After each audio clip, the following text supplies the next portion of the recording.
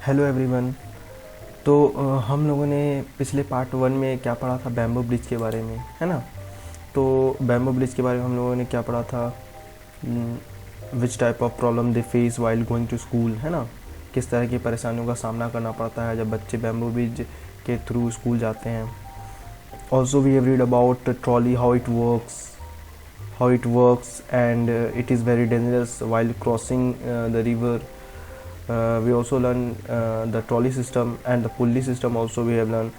In the previous part we have learned that how pulley works, है ना, how pulley system works, what and finally we have also learned the cement bridge, in which we learn that which bridge is best among all them. Cement bridge is best because it has steps and it is easy to cross the river, it is wide. Okay, तो आज हम लोग part two पढ़ेंगे। जो भी बच्चे part one नहीं पढ़े हैं वो पार्ट वन जाकर पढ़ लीजिए, फिर इसके बाद पार्ट टू पढ़िएगा। ओके, तो लेट अस स्टार्ट। कुछ क्वेश्चंस रह गए थे पार्ट टू के, उस क्वेश्चन को भी सॉल्व करते हैं। तो कैमल कार्ट के बारे में मैंने बताया था, कैमल कार्ट कहाँ चलता है ना। तो ये गर्म प्लेस पे है ना, तो जहाँ बहुत ज़्यादा हॉट वेदर होता है तो वहाँ पर कैमल कार्ट होता है, ठीक है। तो ये सब भी पढ़ा था हम लोगों ने। बुलॉक कार्ट के बारे में भी हम लोगों ने पढ़ा था। तो बाकी रह गया था पेज नंबर 6 से क्वेश्चन आंसर, है ना। क्वेश्चन आंसर को सॉल्व करते हैं और कुछ आगे जो पार्ट बाकी रह गए तो उसे हम पढ़ते हैं। Do you have bullock carts where you live? तो आप लोगों को ये क्वेश्चन का जवाब देना है कि आप लोग के एरिया में क्या बुलॉक कार्ट है। अगर है तो आप लोग लिख सकते हैं यस। तो मेरे एरिया में तो नहीं है, तो मैंने लिखा है there are no bullock cart in my area where I live. Does it have roof? तो आप लोग ने देखा था कि ये बुलॉक कार्ट है, क्या इसके ऊपर रूफ था क्या? No, they don't have any roof. What kind of wheels do they have? और ये जो बुलॉक कार्ट है इनके पहिए के किस मटेरियल से बने हुए रहते हैं, इनके बारे में भी हम लोगों ने पढ़ा था। तो the wheels of the bullock cart are made of wood and rims. तो ये लकड़ी और रिम से बना हुआ ये पहिया होता है बुलॉक कार्ट का, ठीक है। अब आगे एक नोटबुक पे आप लोग ड्राइंग बनाएंगे कोई भी कार्ट का, कोई भी गाड़ी का, ठीक है। Making a drawing the cart of the cart in your notebook. अपने नोटबुक में जो ड्राइंग बनाइएगा आप लोग उसे आप लोग जरूर शेयर करिएगा किस तरह के आप लोग कार्ट को बनाए थे। कमेंट बॉक्स में आप लोग बताइएगा एंड चैनल को जरूर सब्सक्राइब करिए, है ना, और वीडियो को लाइक जरूर करिएगा। बाइसिकल राइड के बारे में पढ़ाना था। तो we ride our bicycles on the long road to school. हम लोग काफ़ी लंबी दूरी तक तय करते हैं बाइसिकल के through. At first girls here did not go to school because it was too far. बहुत पहले लड़कियां स्कूल नहीं जाया करती थी क्योंकि स्कूल जो था काफ़ी दूर हुआ करता था। But now groups of 7-8 girls easily ride even through the difficult roads. But अभी का सिचुएशन ये है कि इतनी दूरी के बावजूद भी लड़कियां क्या हो रही है, स्कूल जा रही है, वो भी साइकिल की हेल्प से, है ना। तो बाइसिकल की हेल्प से वो स्कूल जा रही है। Can you ride a bicycle? If yes, who taught you to ride?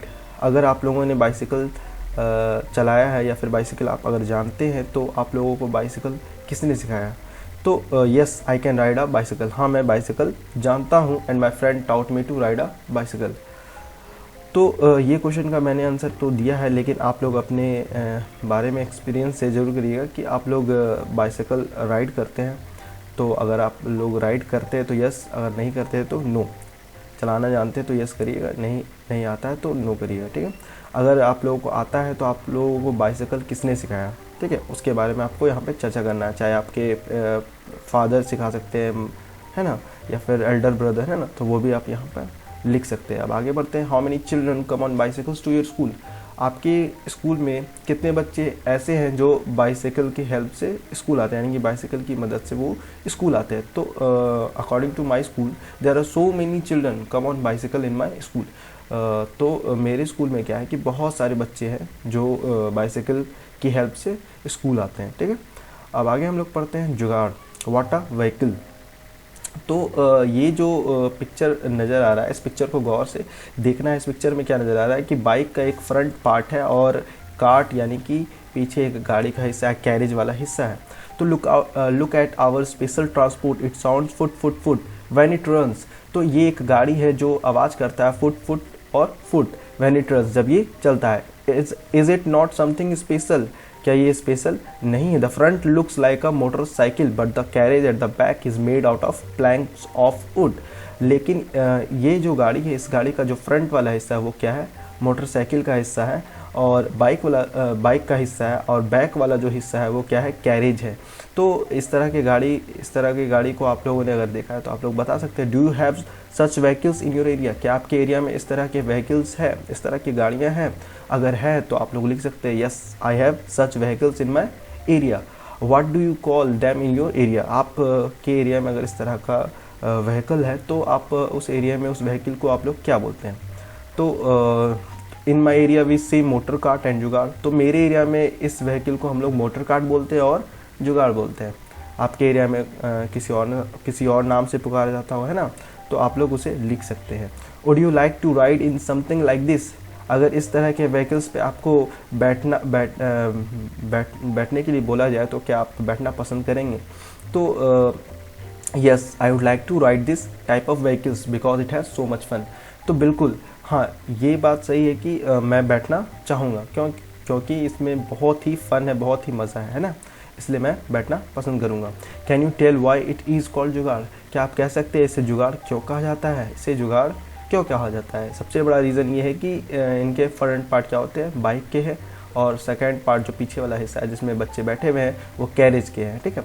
तो इसलिए ये जुगाड़ कहा जाता है, क्योंकि बाइक और कैरेज दोनों को क्या कर दिया गया है? कंबाइन कर दिया है, एक साथ टुगेदर जोड़ दिया गया, ठीक है।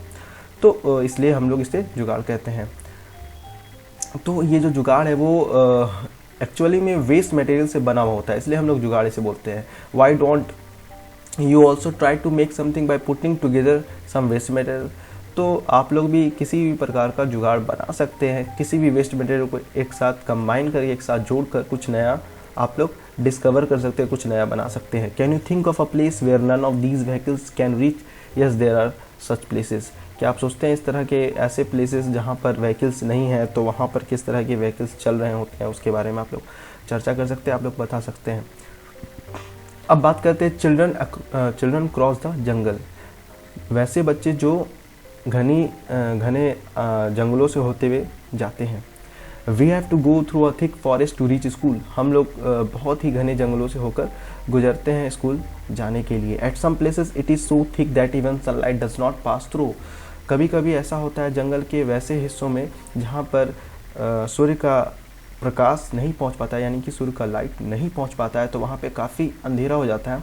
It is also very silent, और काफ़ी वहाँ पर शांति भी होती है। There you can only hear the sounds of different birds and other creatures, वहाँ पर कोई भी व्हीकल, कोई भी पर्सन का आवाज़ नहीं सुनाई देता है, वहाँ पर सिर्फ और सिर्फ पक्षियों के चहचहाट और जानवरों के आवाज़ सुनाई देते हैं। Have you ever been in a thick jungle or any such places, क्या आप इस तरह के जंगलों से होकर अगर गुजरे हैं तो आप लोग यस कर सकते हैं, अगर नहीं तो नो करिएगा। Right your experience in your notebook, और अगर इस तरह के जंगल से होते हुए अगर आप लोग स्कूल जाते हैं तो अपने एक्सपीरियंस को, अपने अनुभव को शेयर करिएगा, एक नोटबुक पे ज़रूर लिखिएगा इस बात को।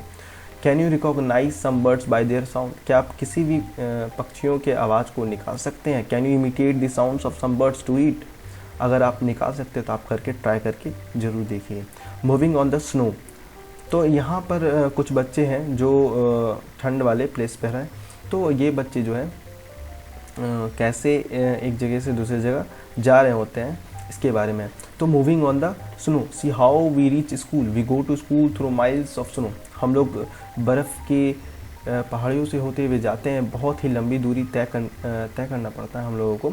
We hold hands and walk carefully, हम लोग एक दूसरे के हाथ पकड़कर आगे बढ़ते हैं और सावधानीपूर्वक आगे बढ़ते हैं, सावधानीपूर्वक चलते हैं इस बर्फ़ पे। If the snow is soft our feet sink into it, अगर जिस भी जगह बर्फ़ क्या होती है, अगर सॉफ्ट यानी कि मुलायम होती है, तो वहाँ पर हमारे पैर बर्फ़ के अंदर चले जाते हैं। When the snow is frozen we may slip and fall, और जब भी बर्फ़ जो है वो जम जाता है तो वहाँ पर क्या होता है, स्लिपरी हो जाता है और हम लोग गिर भी सकते हैं।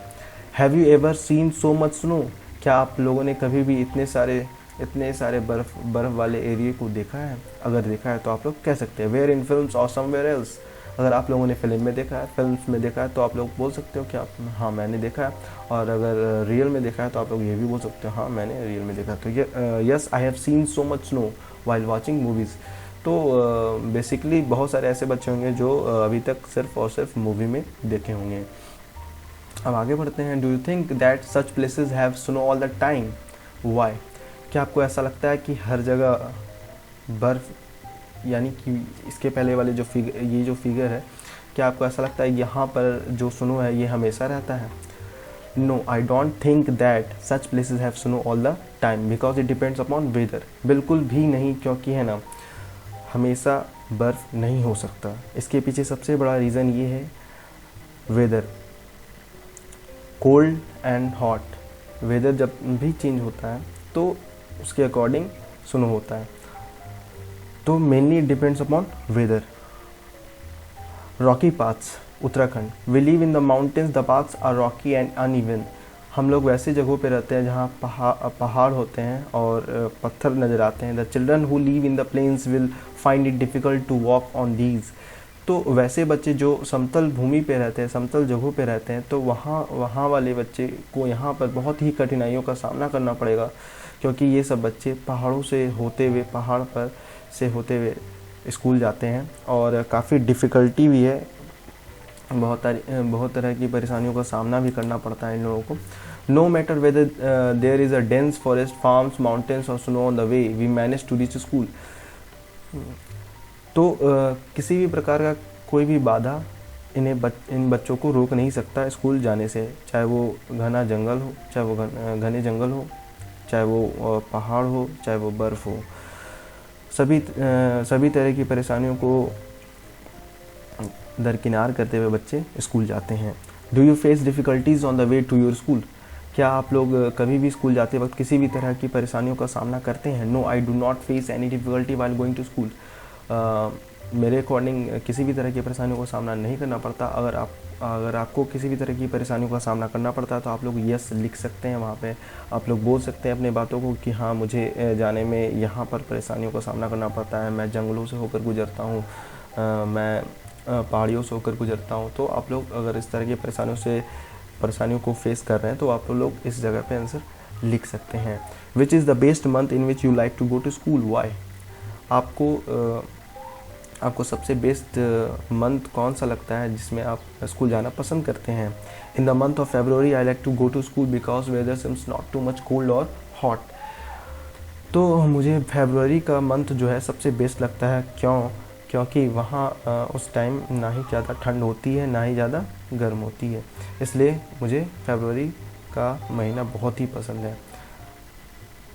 That's it. ये चैप्टर कंप्लीट हुआ और सारे क्वेश्चंस भी मैंने सॉल्व कर दिए और सारे क्वेश्चन के बारे में भी मैंने आपको समझा दिया।